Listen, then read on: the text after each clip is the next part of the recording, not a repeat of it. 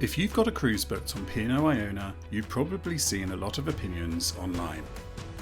Some people say it's one of the best cruise ships sailing from the UK. Others say it's too big, too busy, and feels more like a floating resort than a cruise ship. So, after spending time sailing on board ourselves, what did we actually think?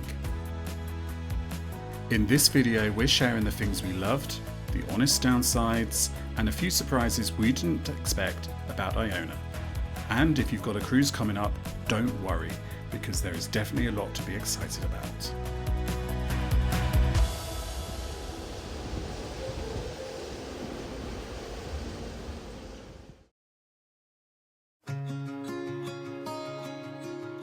Iona is a big ship. She carries over 5,000 passengers and is one of the largest ships sailing regularly from the UK. She's also a very modern ship with a completely different feel compared to some of the older ships in the P&O fleet.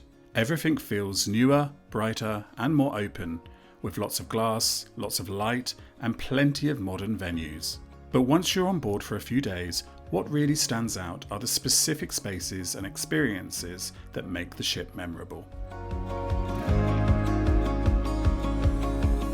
One of the standout features of Iona is the SkyDome.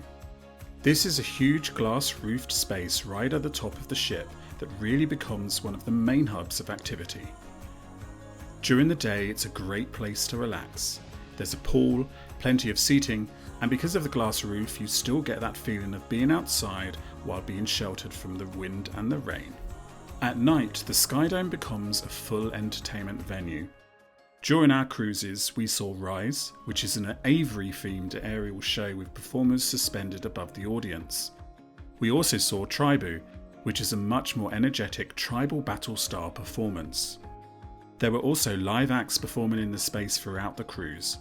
And the SkyDome is also where the ship hosts the silent disco, which always ends up being one of the most entertaining nights on board. So it's not just a pool area, it's a space that changes character throughout the day and night.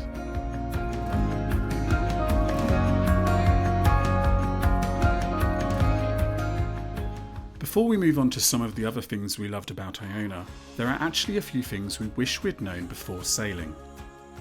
Especially if you've got a cruise booked on Iona, these are worth knowing because they can make your experience even better. One thing we'd recommend is booking popular restaurants early. Places like the Epicurean and the Beach House are extremely popular and they can fill up fast, especially on sea days. If there's somewhere you really want to try, it's worth booking early in the cruise rather than leaving it until later. Another tip is to use the quieter times for busy venues. The buffet in some of the central areas of the ship can get quite busy at peak times, like breakfast or just before evening shows. But if you go a little earlier or later, the experience is usually much more relaxed. It's also worth taking some time on the first day to properly explore the ship. Iona is a big ship and the layout can feel a little confusing at first, but once you've walked around and worked out where the main venues are, it becomes much easier to get around for the rest of the cruise.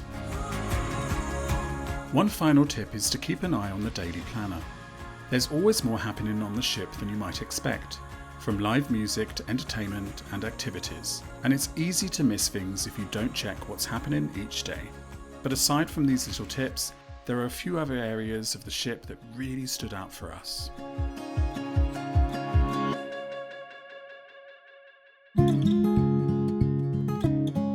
Another venue that really stood out for us was the 710 Club. This is a much smaller venue compared to the big theatre shows, but it's one of the most memorable spaces on the ship. The whole idea behind the 710 Club is live acoustic music. It's intimate, it's relaxed, and you're sitting close to the performers, which creates a completely different atmosphere compared to the big production shows. Another feature we really appreciated was the wraparound promenade deck. This might sound like a small thing, but it's actually quite rare on modern cruise ships. A lot of ships no longer have a proper walk-in deck that goes all the way around the ship, but Iona does. It's wide, it's great for a walk, and it gives you uninterrupted sea views all the way around the ship.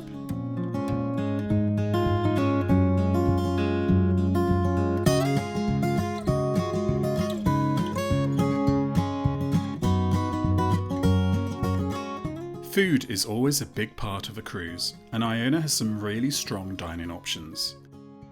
Two restaurants that really stood out for us were the Keel Cow and the Epicurean. The Keel Cow is a gastropub restaurant, and it feels like a proper dining experience rather than typical cruise dining. The food is excellent, and it's a really popular venue on board.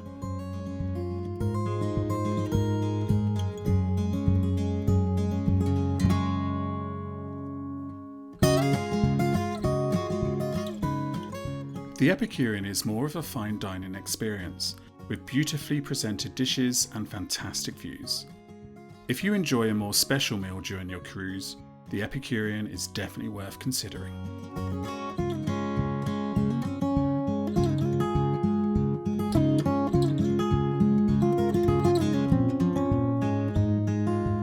From the inclusive dining, one restaurant really stood out to us, and that was the Olive Grove. This is a Mediterranean-inspired restaurant, and it offers something a little bit different compared to the traditional dining rooms. It's relaxed, the food is fresh and flavourful, and it's a really nice addition to the ship's dining options.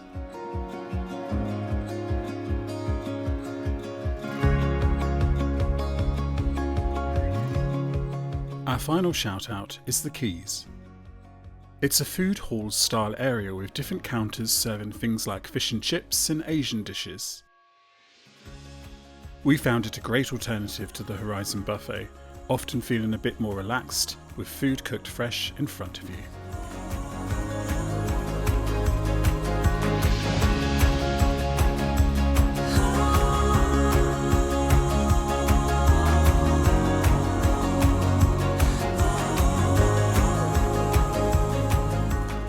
The cinema on board is a great option if you want a quieter evening or a break from the busier parts of the ship. A range of films are shown throughout the cruise, making it a comfortable place to sit back and relax for a couple of hours.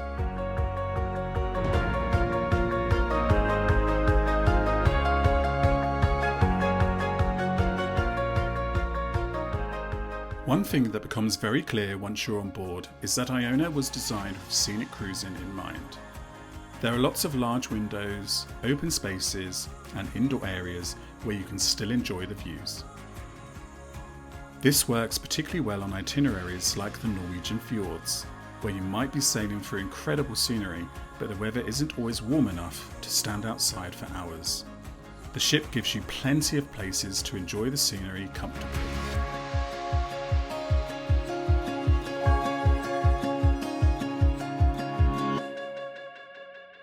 Now, let's talk about the honest downsides, and the first one is probably the most obvious. Iona is a very big ship with a lot of passengers on board, and there are definitely times when you feel that. Certain areas can get busy, especially the atrium, which is the central hub of the ship. A lot of people pass through here throughout the day, so it naturally becomes one of the busiest areas on board. Another thing we noticed is how much the weather changes the overall feel of the ship. When the weather is good, people spread out across the ship. The outdoor decks are busy, people are walking the promenade, and everyone has plenty of space. But during one of our cruises on board Iona, it was actually snowing outside. And when that happens, people naturally stay indoors. When thousands of people are all inside the ship at the same time, the ship definitely feels busier. So the overall experience can feel quite different depending on the weather during your cruise. One final thing to be aware of is that some of the best venues on board are also some of the smallest. Places like the 710 Club are extremely popular. Because of that, seats can fill up fast in the evenings. Make sure you book ahead if you know your specific show.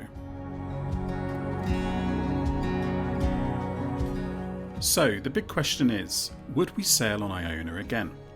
For us, the answer is yes. There's a lot to enjoy on this ship. The SkyDome is a fantastic space. The 710 Club is one of the best live music venues we've experienced at sea. And the food options like the Keel Cow, the Epicurean and Olive Grove are genuinely strong. It's also a ship that works really well for scenic cruises like the Norwegian fjords.